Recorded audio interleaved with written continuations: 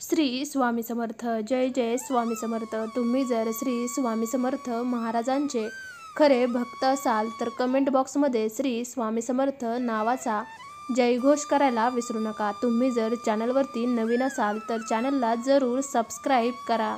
चला तर मग व्हिडिओला सुरुवात करूया. आपण नेहमी हसत आणि नाचत राहावे अशी देवाची अपेक्षा नाही, परंतु त्याला आपल्याकडून काय हवे आहे ते आपल्यालाच समजणे महत्त्वाचे आहे.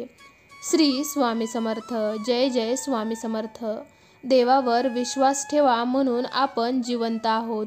देवावर विश्वास ठेवतो जो देव आहे, एक देव जो जिवंत आहे, एक देव जो सर्वशक्तिमान आणि सर्व समर्थ आहे, एक देव जो विश्वासू आणि दयाळू आहे, एक देव जो सक्षम आहे, अशक्य गोष्टी शक्य करू शकतो.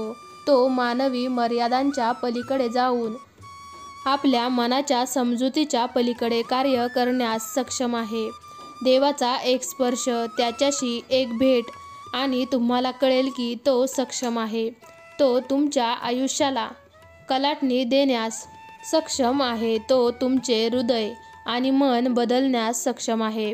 म्हणून प्रोत्साहन द्या प्रिय भक्त हो, प्रोत्साहन द्या, कारण आपला देव आपण जे काही विचारतो किंवा विचार करतो त्यापेक्षा जास्त विपुलतेने करण्यास सक्षम आहे.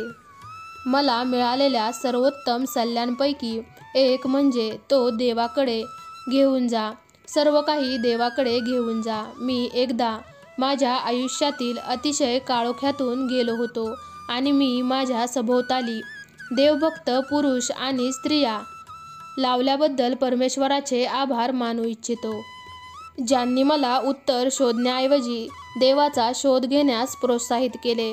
मला स्पष्टीकरण शोधण्यापेक्षा देवाला शोधण्याचे प्रोत्साहन मिळाले. जेव्हा आपण आव्हानात्मक ठिकाणी असतो तेव्हा आपण सर्वजण ज्या प्रलोभनाचा सामना करतो ते आपण पाहत आहोत की आपण येथे कसे आलो हे जाणून घ्यायचे आहे. देवाने हे का होऊ दिले आणि देव कधी मार्ग काढेल. आपल्याला सर्व काही तर्कसंगत करायचे आहे आणि ते सर्व समजून घ्यायचे आहे, परंतु आपण जे सत्य स्वीकारले पाहिजे ते म्हणजे देवाला स्वतःचे स्पष्टीकरण देण्याची गरज नाही. आपल्याला समजेल अशा रीतीने गोष्टी करण्यासाठी त्याला स्वतःला कमी करण्याची गरज नाही. प्रभूची आपल्या सर्वांपेक्षा पूर्णपणे वेगळी अशी शक्ती आहे. तो भूतकाळ पाहतो, वर्तमान पाहतो आणि भविष्य पाहतो. तो शत्रूंचे हल्ले पाहतो. तो आपल्या कमकुवतपणा आणि दोष पाहतो. तो आपली अंतःकरणे पाहतो.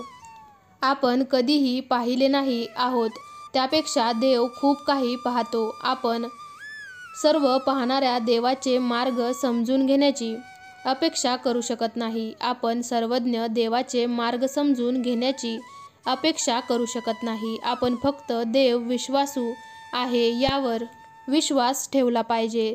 देव चांगला आहे आणि तो सर्व काळ चांगला आहे.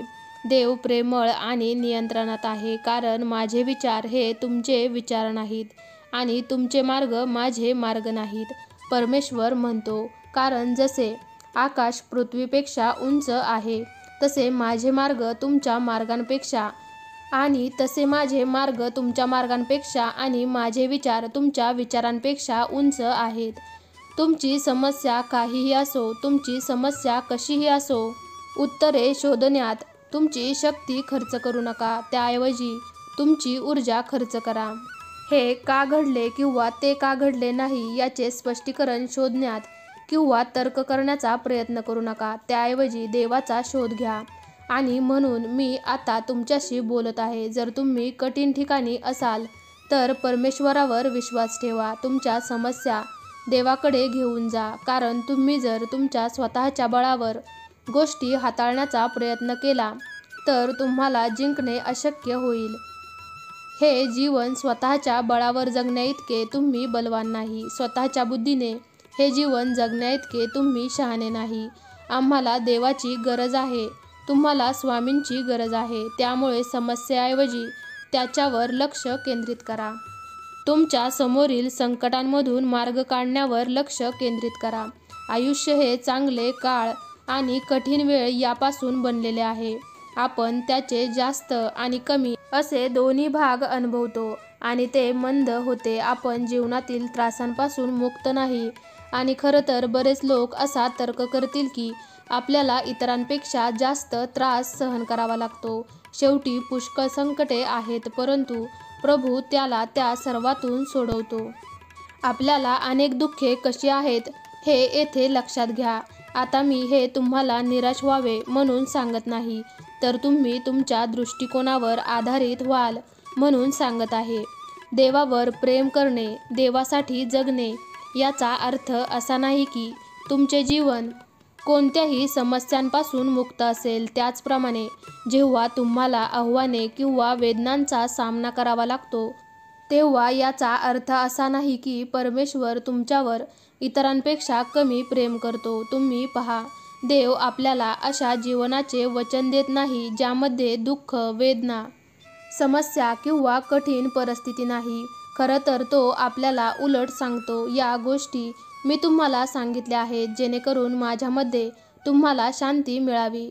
जगात तुम्हाला संकटे येतील, पण आनंदी राहा. मी जगावर मात केली आहे. परंतु तुम्ही पाहता, देवाने आम्हाला जगामध्ये ज्या अनेक संकटांना तोंड द्यावे लागणार आहे त्याविषयी चेतावणी दिल्यानंतर तुम्ही सध्या अंधारात असाल, पण आनंदी राहा. देवाला धरून राहा. त्या संकटाच्या शेवटी प्रकाश आहे आणि आपण आनंदी राहावे अशी देवाची इच्छाच नाही, तर आपल्या कठीण काळात आपण प्रार्थनेत त्याच्याकडे वळावे अशी त्याची इच्छा आहे. खरं तर कठीण काळ आपल्याला प्रवृत्त करू शकतो किंवा प्रार्थनेद्वारे देवाचा पाठलाग करण्यास प्रवृत्त करू शकतो. आपण नेहमीपेक्षा अधिक निराशपणे आणि हताशपणे जेव्हा आपण कोणत्याही प्रकारच्या संकटात असतो, तेव्हा आपण स्वतः किती कमकुवत आणि मर्यादित आहोत याची जाणीव होते.